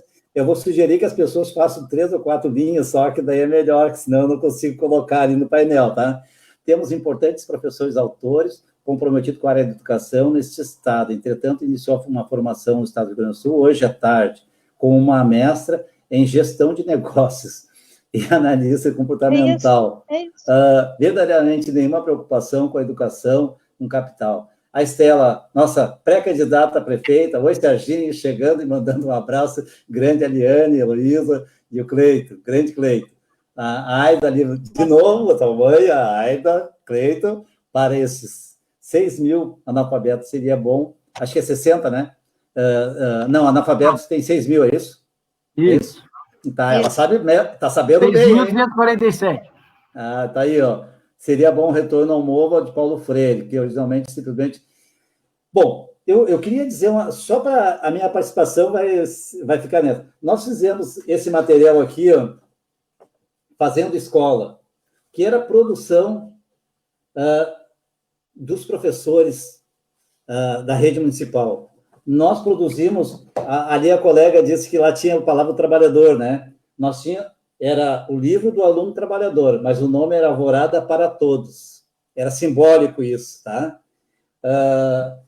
E nós, os cadernos pedagógicos eram o protagonismo também da Secretaria de Educação, que falava sobre a educação do modo geral, e que os professores das escolas produziam, e a gente publicava, e também da Secretaria de Educação, que fazia a sua produção. Então, eu acho que a gente, na EJA, principalmente, numa escola cidadã, a gente conseguiu avançar bastante, fazer muito, para o tempo que nós estávamos. Agora, o desafio é a nova realidade. Se não tivesse a pandemia, seria uma situação. Mas com a pandemia, e uma opinião minha, nós temos que cobrar, sim, que quando voltarmos para a escola tenha condições sanitárias, tenha condições estruturais, tenha condições pedagógicas, estrutura, um ambiente da informática tem que estar funcionando na escola. Isso é o mínimo, porque a perda dos nossos alunos, aqueles que não têm acesso à internet, aqueles que estão mais fora do sistema, os mais pobres, portanto, esses não vai haver recuperação, porque a grande maioria dos alunos da sociedade de classe média e alta, e até média baixa, está tendo acesso através da mídia, através das redes, né? Mas aqueles que não têm o celular, nem analógico, não tem a possibilidade de estudar. Como um aluno vai estudar num celular? E a grande maioria dos nossos alunos, o único acesso, de repente, é o celular do seu pai. Não tem um computador em casa. Então, um investimento que o poder público teria que estar fazendo agora. É como exatamente fazer hospital de campanha. Tu tem que produzir, tem que deixar à disposição, porque vai precisar. Agora, tu trazer o professor de volta para a sala de aula, junto com os alunos, mesmo que seja daqui a 2 meses, sem melhorias das condições sanitárias na escola, e estrutural, nós vamos ser ultrapassados pelos outros. Os nossos alunos vão estar fora do sistema, porque não vão alcançar mais esse sistema. Então, eu queria passar, então, para vocês de volta. Eu acho que a Liana poderia começar. A gente já começar a fazer o fechamento, né, dessa rodada aqui. Já são 1h14, então, acho que até 1h30, 1h40, a gente encerraria essa live. Passo para quem mesmo? Fiquei meio perdido agora. Eu concluo? Pode ser.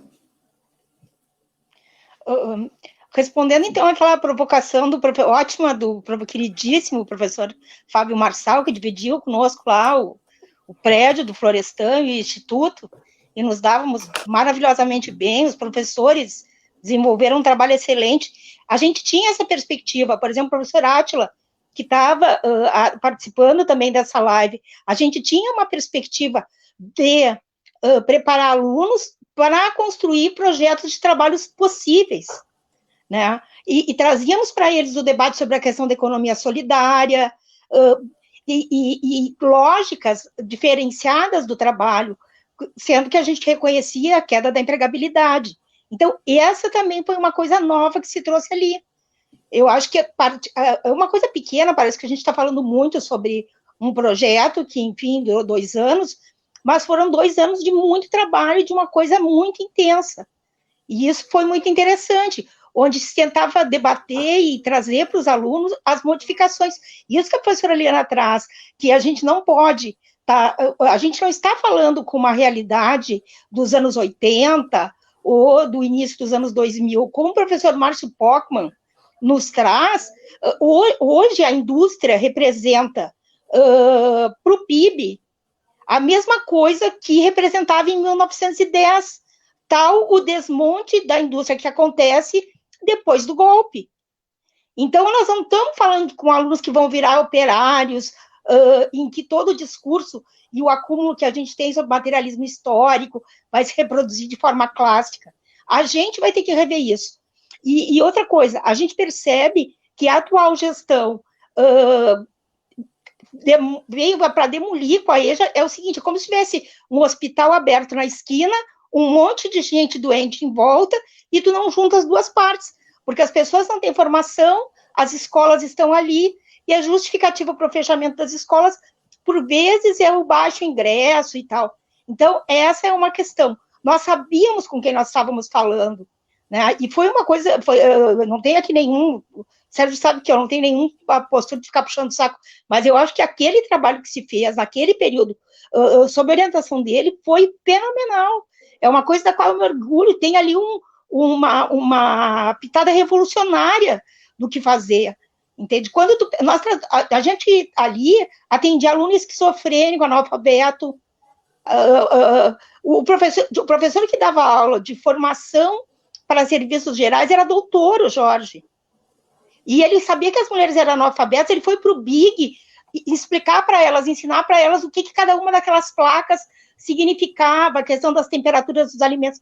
Então, assim, foi um troço de uma beleza que a gente não tem, obviamente, nem de se copiar o que a gente conseguiu fazer até perto de 2016, mas a gente tem que criar um projeto novo em cima das coisas boas que a gente já fez. Eu sou muito grata por ter participado junto com meus colegas com isso, e vamos estar firme e forte, porque vamos continuar a luta. Isso aí. Muito bom. Cleiton. Então, né, sabe, aquela hora eu fiz uma conjuntura da situação, agravada ainda pela questão agora da pandemia, né, então eu penso que a educação de jovens e adultos, a escola como um todo, como a Estela escreveu ali, ela será fundamental na reconstrução da nossa cidade, né, a escola vai ser o grande centro de cidadania, e aí para isso a gente tem que... A política, por exemplo, de gestão democrática do município, como tu falou, Sérgio, ela vem sofrendo demais, a gente vai ter que reconstruir isso, redemocratizar a educação. Por que redemocratizar? A gente vai fazer junto isso. A gente tem um montão de profissionais da educação que podem contribuir com isso, e a população também trocando ideia e conversando. Então, acho que é uma radicalização na democratização das escolas. As escolas têm que ser espaços de arte, espaços de acolhida, protagonismo do jovem, né? A gente tem Exatamente. Nas artes, a gente tem possibilidade hoje, por exemplo, com as tecnologias da informação, essa gurizada pode fazer podcast, essa gurizada pode fazer debate e botar na rede, entendeu? Debates locais, fazer poesia, fazer o cinema, né, o que era feito, e o adulto também publicação formal com livros, mas também a publicação via internet, né? E todo mundo se fazer parte dessa reconstrução, vai ter que fazer isso. E aí eu penso que para fazer isso do jeito certo, a Liane já tinha cantado a pedra. A gente precisa usar a ciência, uma pesquisa socioantropológica, para conhecer, porque a gente também não sabe tudo, tem que aprender. Quando a gente fazia aquele passeio, que nem eu disse ali, que a gente estava indo na comunidade e caminhando à noite lá ali na São Pedro, Elô, eu conheci como é que é a moradia dos meus alunos. Exatamente. Eu vi o caminho que ele faz, o quanto de barro que ele se suja, a distância que ele leva, o tempo que ele leva, quantas pessoas moram na casa dele. A gente viu isso enquanto professor. Só que enquanto professor isso é raridade. A gente tem que ter uma consciência e aí sair para a rua e fazer isso enquanto professor. Mas a gente tem também outros profissionais que podem nos auxiliar nisso. Um exemplo são os agentes comunitários. Hoje à tarde nós estávamos conversando num grupo de professores, o Fábio falou disso. Os agentes comunitários, eles entram na casa das pessoas, conhecem todo mundo, eles têm que fazer parte disso, né? Então, eu acho que tendo esse estudo, esse entendimento das suas comunidades, as outras políticas todas de educação de jovens e adultos, os programas que a gente vai desenvolver, a formação dos professores, a necessidade de formação que vai ter que ter, parceria com as universidades. Hoje a gente tem o Instituto Federal para nos auxiliar também nessas formações. Eu acho que a gente tem uma possibilidade enorme de a escola ser realmente o centro de reconstrução de tudo, porque a gente vai dar escolaridade, as pessoas vão ter condições, então, de cidadania mesmo, mas mais do que isso, as outras políticas da cidade também vão ser possíveis de serem feitas. Assim, a crise, né, as grandes evoluções, de certa forma, vêm depois de grandes, né, problemas e pandemias, por exemplo. E eu acredito, eu sou esperançoso. Eu vivo, como eu tinha falado antes, né, a gente vive na esperança e no amor. O medo e o ódio é deles. A eles que fecham escolas, né? A gente não, a gente abre escolas. Eu digo eles, tem que saber quem são. São os partidos do centrão e os partidos da direita. Partido de esquerda que na história fez o trabalho de reconstrução disso tudo. De construção, de escola. Não existia a rede municipal de Porto Alegre, antes de chegar ao PT lá, tinha, estava lá, né, pouquíssimas escolas. Quando a gente conversa com o Raul Ponte, ele não fala isso, não tinha escola. É verdade. Hoje, uma rede enorme, entende? Então, a EJA aqui também, quem fez? Foi os partidos de esquerda. Então, é importante dizer isso. E aí, a gente tem um grupo extremamente qualificado, que está estudando, que está se inserindo, e nessa redemocratização, fortalecer os conselhos e os fóruns de educação. E os conselhos também estarem ligados a este macro, que é, por exemplo, os fóruns, né, Eliane? Fórum de EJA do Rio Grande do Sul, Fórum de EJA Nacional, os encontros nacionais de EJA, para que os debates que vão ocorrer aqui em Alvorada sejam debates atualizados da educação, que a gente não fique atrás da roda. Hoje, por exemplo, a gente não tem nem conselho normatizando aqui na cidade. Tem as atividades não presenciais, mas não tem normativa que autorize isso, por exemplo. A Secretaria de Educação está fazendo tudo como era antes. Aí tem um monte de problema, a gente não sabe nem quantos alunos estão fazendo, nem quem está acessando, qualidade, isso não tem nada. E aí quem é que vai validar isso? Aí os professores estão sendo enganados também, de certa maneira, porque eles estão achando que está tudo sendo validado, tudo certinho. Mas não tem conselho. O prefeito, junto com a Câmara de Vereadores, eles criaram uma lei dia 13 de abril, sem debate nenhum com a comunidade, criaram um novo conselho, nomearam, desses 30 conselheiros, 11 ligados a uma escola particular aqui da cidade, aí viram a besteira que fizeram, cancelaram aquela nominata, e agora estão até hoje tentando nomear um novo conselho. Não existe conselho na cidade, já faz mais de 2 meses e meio. Entende? Então, nós não vamos fazer isso. Nunca na vida vamos fazer isso. Porque a gente é pelo outro, é outra caminhada. A gente vai estar construindo, abrindo escolas, a ideia é essa. Agora, a gente precisa de financiamento. E aí eu convido aí a turma toda, agora que tem mais gente, ó. Essa semana toda tem o debate da Semana de Ação Mundial onde vai se discutir temas importantíssimos da educação nacional, e um deles é o Fundeb, que tem validade até agora, dia 31 de dezembro de 2020. Sem Fundeb, não existe educação municipal aqui em Alvorada. Por quê? Dos 126 milhões de reais que foram investidos em 2019, 96 milhões vieram do Fundeb. Sem Fundeb, não tem como financiar a educação. E para fazer tudo isso que a gente está falando, tem que ter financiamento, né? Então, é por aí que eu encerro aí, Sérgio. Convocando essa turma toda, todo mundo vai ter que participar disso, com ideias, e quem não está na escola vai ter que ir para a escola. Beleza? Bem, claro. Deixa, antes da Liana fazer ela não tem tempo para isso, tá? Tu pode usar o tempo que tu quiser, tá, Liana Borges? Mas eu queria só dar uma resgatada, assim, né?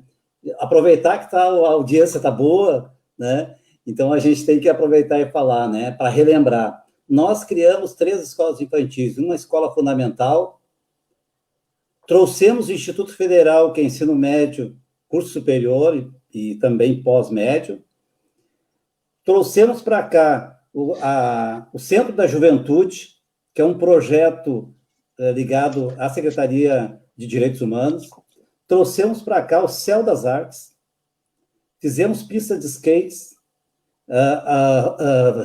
reformamos várias praças. Tudo isso, eu acho que tem que estar conectado com a escola, com a saúde, com a assistência social. Nós criamos aqui, Liana, em 2014, uma coisa fantástica, a casa de acolhimento que não tinha ainda em Alvorada. As pessoas tinham a loja social que as pessoas podiam pegar suas roupas ali, tal, e iam para a casa de acolhimento,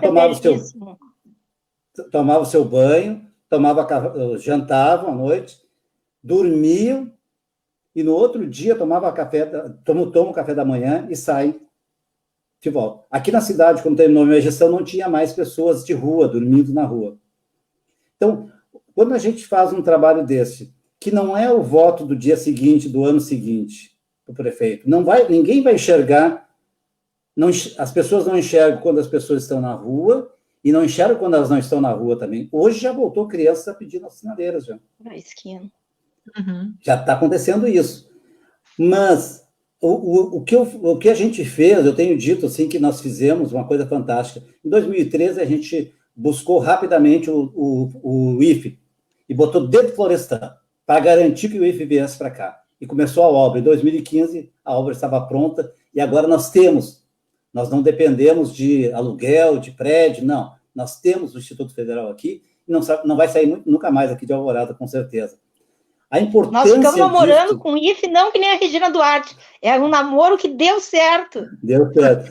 Mas a importância disso para a cidade. Uma cidade tem uma universidade federal. Claro, nós podemos dizer isso. Nós temos um campus federal. Eu acho que o valor disso é inestimável, Deus. Inclusive para a gente fazer a nossa própria produção aqui e diminuir o analfabetismo, aumentar a escolaridade das pessoas, né? Com a cidade aqui é um espaço que tu fizer uma busca ativa, tu vai encontrar muita gente. Mas o problema é a manutenção e elas terem a sua permanência garantida, né? Então, eu estou fazendo essa provocação com esses equipamentos que a gente construiu, que muita gente não percebe, tá?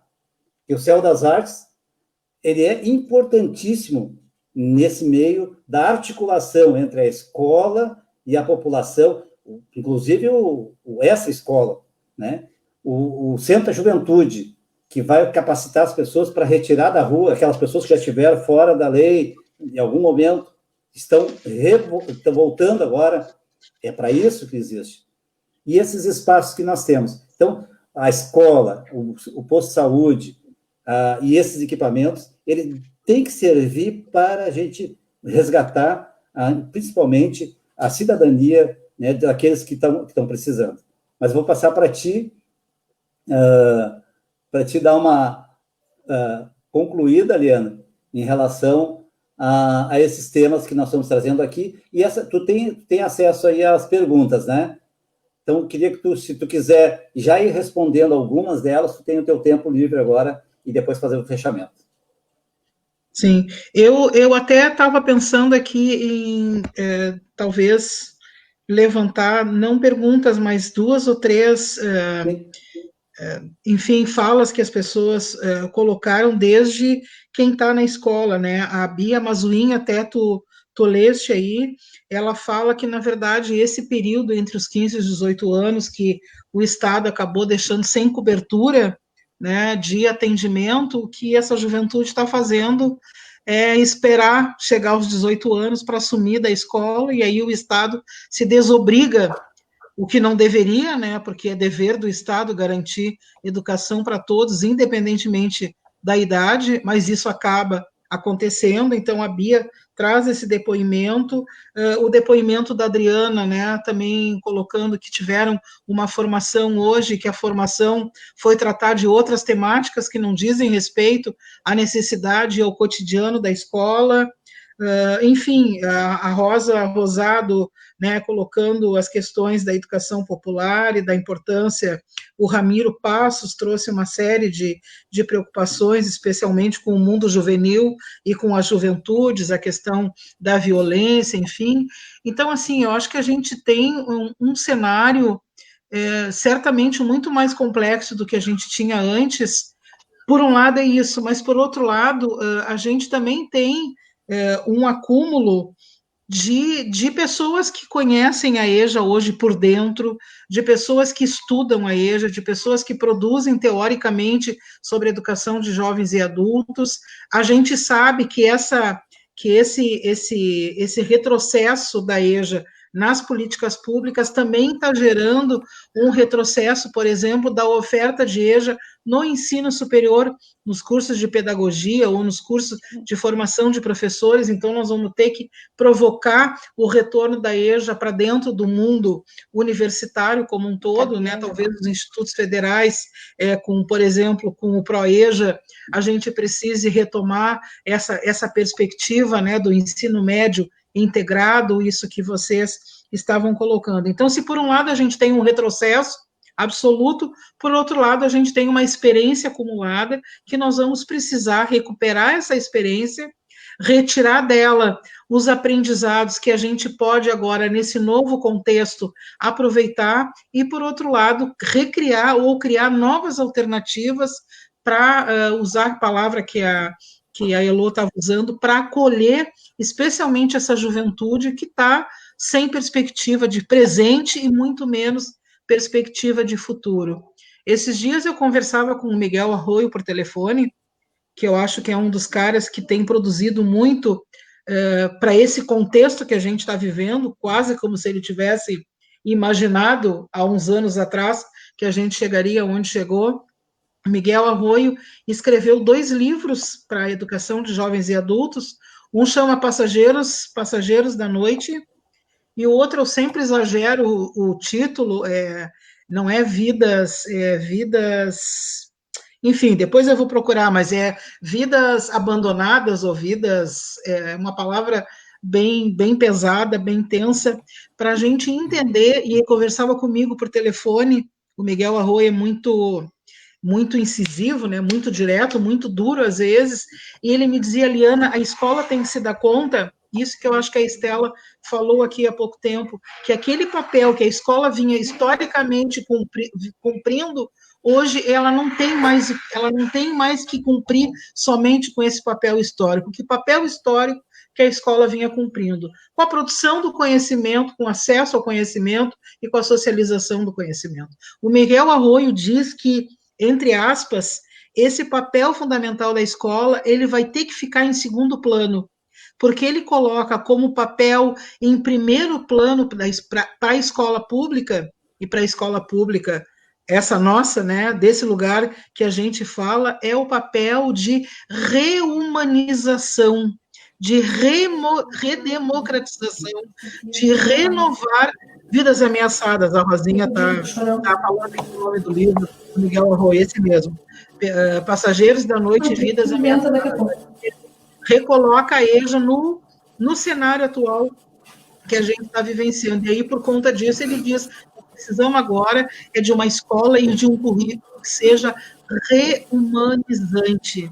nós devemos desnaturalizar o ódio, a violência, o extermínio da juventude negra, essa quantidade de mulheres que são vítimas de violência doméstica diariamente, cotidianamente. São esses os conteúdos, são esses os temas que a escola vai precisar desenvolver. Imagina isso, esse desafio que o Miguel Arroyo nos aponta, ele fica 10 vezes mais complexo quando se trata da educação de jovens e adultos, porque a faixa etária que é o potencial estudante da EJA é aquela que vai dos 15 até os 100 anos de idade, até os 120 anos de idade, ou seja, é a maior parte da população que vive nesse país, entendeu?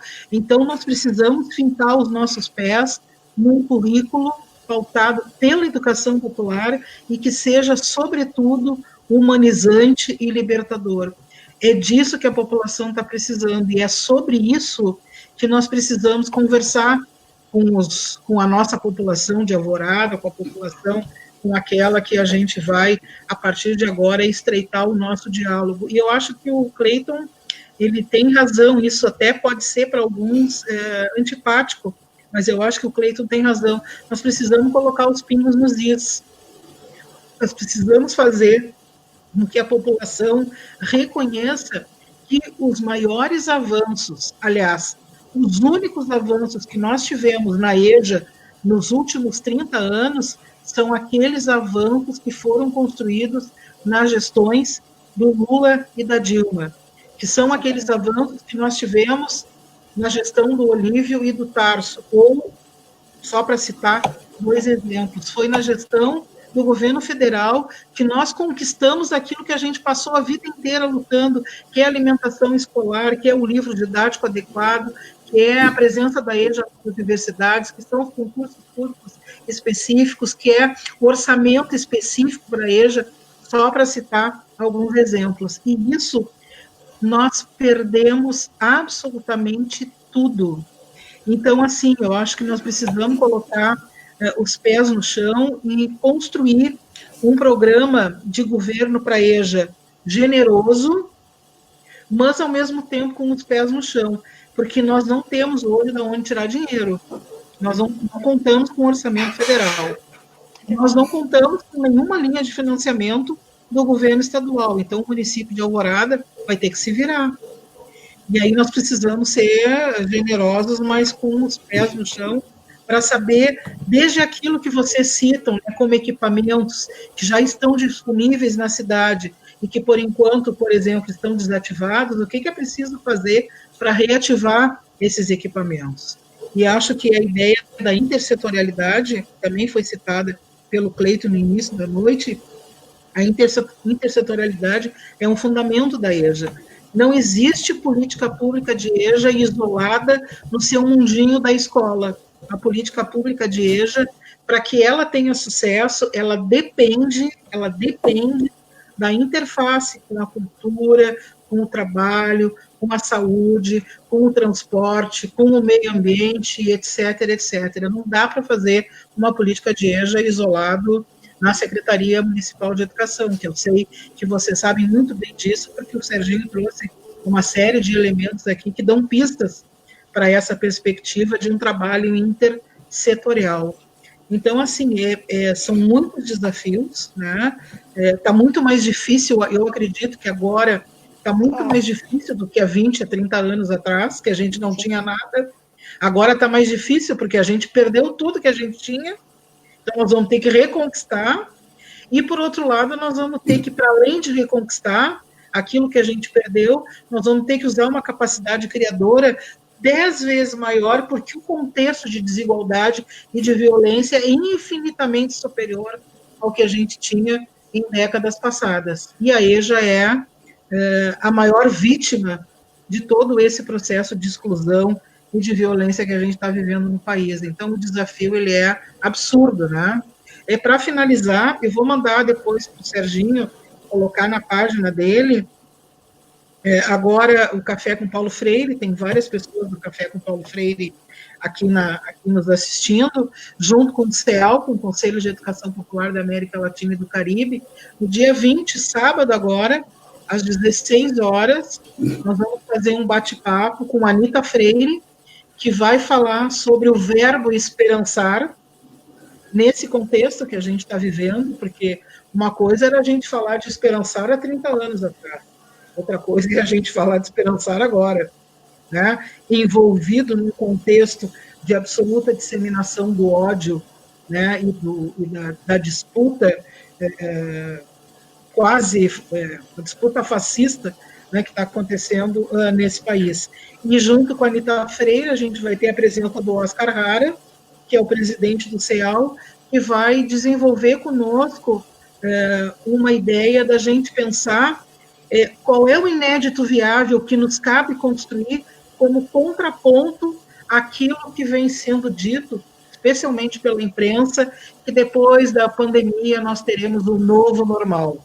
Eu não quero nem um velho normal e também não quero um novo normal, eu quero um outro mundo, uma outra cidade e um outro país. Então, é em cima desse inédito viável que a gente vai estar sábado às 16 horas, através da TV do CEAL, que depois eu mando para o Serginho passar para vocês o link, certo? Muito obrigado pela oportunidade, sempre disponível para conversar com vocês e com quem quiser sobre as políticas educacionais e sobre EJA e educação popular em especial. Obrigada. Eu que agradeço, Liana. Se a gente pudesse, a gente ficaria mais tempo aqui, né? Já passou de 1h40, portanto, já é o momento de a gente encerrar. Eu tenho um outro compromisso agora. Eu quero deixar o convite que sexta-feira, às 19 horas, nós vamos fazer um debate sobre inclusão. Um projeto que a gente desenvolveu aqui pela Secretaria e como se deu, e é uma diretora de escola, Lilian Vanin, que vai estar falando como se deu lá na escola. A escola que era sempre a preferência de toda a população aqui de Alvorada, porque a escola, além de ser inclusiva, ela era de excelente qualidade, a Escola Aparício Borges. Depois nós teremos outros debates, vamos continuar fazendo com as candidatas também, nossas queridas candidatas, que nós temos que fortalecer, independente de qualquer coisa, nós temos que ter, na política, nós temos que ter gente na Câmara de Vereadores, nós temos que ter a prefeita aqui em Alvorada, do PT, porque o partido das pessoas é que define a sua visão de cidade. Se tem um partido que não aposta na educação de jovens e adultos, o seu prefeito pode ser o maior, o maravilhoso, mas ele não vai enxergar isso. Assim como eu me sinto muito tranquilo quando eu falo de educação, porque pela visão que a gente teve, pela construção que a gente teve juntos, Liana, juntos. Eu era professor, entrei na rede em 92, entrei direto na EJA. E foi fantástico isso, porque isso me deu um outro patamar, porque eu só trabalhava em Alvorada e fui trabalhar na periferia de Porto Alegre, que é bem diferente, só atravessar o Arroio Feijó, as populações são diferentes. E a gente sempre trabalhou em periferia, mas a periferia de Porto Alegre era diferente, viu? Era mais difícil ainda. Por quê? Porque as escolas públicas não estavam na periferia de Porto Alegre. Quem implantou isso? Quem inventou isso? Foi as administrações populares, que encheu de escola nos bairros, porque as escolas eram o mínimo que tinha de escola do município em Porto Alegre. E a administração popular começou a expandir isso e colocar dentro da Vila Fátima, lá na vila, atrás da CE ali, tem outra vila ali, a Mariano, a Escola Mariano, Mariana, né? Botar aqui dentro da Venceslau Fontoura, que trouxe a comunidade junto com a escola, eu comecei ali da aula também. Então, essa é a diferença de uma administração que se preocupa com a população mais pobre. Porque quem mais sofre nessa pandemia, quem mais sofre de desemprego, quem tem maiores problemas hoje, e eu vou recomendar, não saiam de casa. A pandemia não vai terminar esse mês. Tem que se cuidar, tem que continuar se cuidando, porque isso não é uma coisa simples. A gente não enxerga, não vê, mas as coisas estão acontecendo. E os governos, muitos desses governos, e todos eles, quase todos eles, estão com uma prática igual, não estão se importando com vidas. E eu vi aqui uma colega dizendo, vidas negras importam, vida das mulheres importam, vida dos pobres importam, vida das crianças importam, e vida dos velhos também importa. Então, nós temos que ter esse grande cuidado, porque a vida é o que a gente tem que preservar. Então, quando a gente fala de uma escola melhor, que a gente possa... a Roseli também está chegando aqui, obrigado, Roseli, é uma que eu vou fazer a live com ela também. Quando a gente chega nesse patamar, que tem que escolher entre trabalhar para ganhar o seu ganha-pão, o que os governos da Europa estão fazendo? Estão financiando para as pessoas ficarem em casa, estão assegurando as empresas para não quebrarem. E aqui está todo mundo atirado. Os pequenos estão quebrando, os grandes estão ficando bem. O banco tem 3 trilhões de reais para emprestar para quem está mal. O governo deu para explorar mais ainda os trabalhadores e os pequenos empresários, porque os grandes, os ricos e os muitos ricos vão continuar muito ricos. Esses são poucos, que é bastante mesmo, é a população. Muito obrigado. Quero agradecer a presença de todas as pessoas que passaram por aqui. Quando eu faço uma live nessa área, assim, é como eu estava falando com a Sofia na outra live agora, o tempo passa muito rápido e é muito gostoso de conversar com pessoas do bem, pessoas que pensam para frente, que querem o bem de todos, que querem bem principalmente daqueles que precisam da nossa ação, né? Obrigado, Heloísa. Obrigado, Cleiton, e muito obrigado, Liana, por toda a construção que eu posso dizer isso, que nós fizemos juntos nas administrações populares. Um abraço e uma boa noite. Boa noite, Sérgio, boa noite, Liana, boa noite, Elô. Obrigada, boa noite. Em seguida eu estou entrando no debate, tá? Isso aí, já estou lá. Portal de Alvorada. Obrigado, beijo.